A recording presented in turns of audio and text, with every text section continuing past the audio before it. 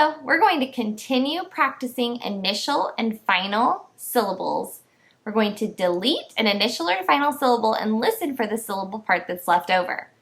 I want you to be getting a little bit faster and a little bit more accurate every single time. See if you can keep up with me. The first word is center. Say center. Now say center, but don't say sen. Ter. Say simple. Now say simple, but don't say sim. Pull. Say kindle. Now say kindle, but don't say kin. Dull. Say ember. Now say ember, but don't say em. Burr. Say likely.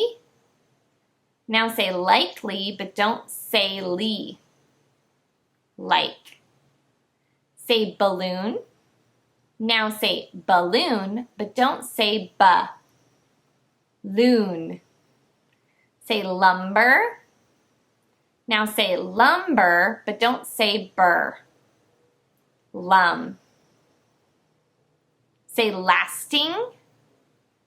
Now say lasting, but don't say lass. Ting. Say 100. Now say 100, but don't say dread. Hun. Say ginger. Now say ginger, but don't say gin. Jur. Great job.